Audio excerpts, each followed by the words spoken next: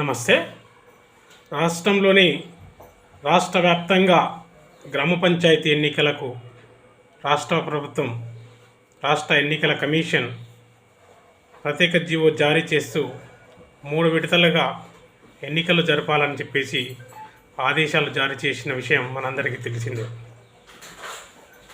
3 విడతల్లో డిసెంబర్ 11, 14, 17 తేదీల్లో ఎన్నికలు పెడుతున్నామని చెప్పేసి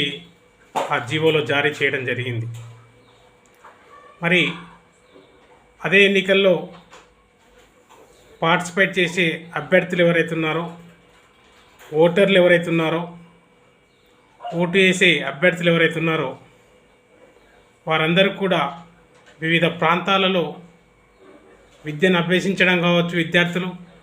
ఉద్యోగాలు చేసుకునే వాళ్ళు ఉండొచ్చు, వివిధ రకాలుగా ఉద్యోగాలు చేసుకునే వాళ్ళు ఉంటారు. మరి వారికి ఓటు వేసి సొంత గ్రామాలకు వెళ్ళి ఓటు వేసే విధంగా ఓటు హక్కు కల్పించినటువంటి రాష్ట్ర కేంద్ర ప్రభుత్వాలు మరి ఆ ఓటు హక్కు వినియోగించుకోవాలి అంటే హైదరాబాద్, రంగారెడ్డి జిల్లాలో ఉన్నటువంటి వారు గ్రామీణ ప్రాంతాల సొంత గ్రామాలకు వెళ్ళి ఓటు వేయాలి అంటే ఖచ్చితంగా ఆయా తేదీలలో 11, 14, 17, ఇక్కడ 14 ఆదివారం వస్తుంది, ప్రాబ్లం లేదు. 11, 17 మాత్రం పని దినాలు వస్తున్నాయి కాబట్టి ఖచ్చితంగా 11, 17 ఈ 2 రోజులలో సెలవు దినాలను ప్రకటించాల్సినటువంటి బాధ్యత రాష్ట్ర ఎన్నికల కమిషన్కి, రాష్ట్ర ప్రభుత్వానికి ఉందని, ఈ రాష్ట్రంలోని ఉన్నటువంటి విద్యా సంస్థలు, ఆయా విశ్వవిద్యాలయాలు,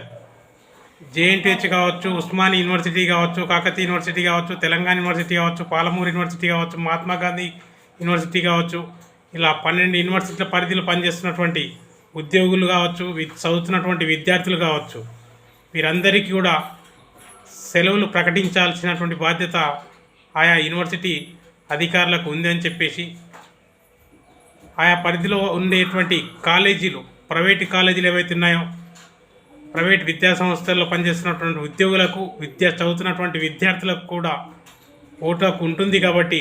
వారికి కూడా సెలవు దినాలను ప్రకటించాల్సినటువంటి బాధ్యత ఆయా యూనివర్సిటీలకు ఉందని ఆయా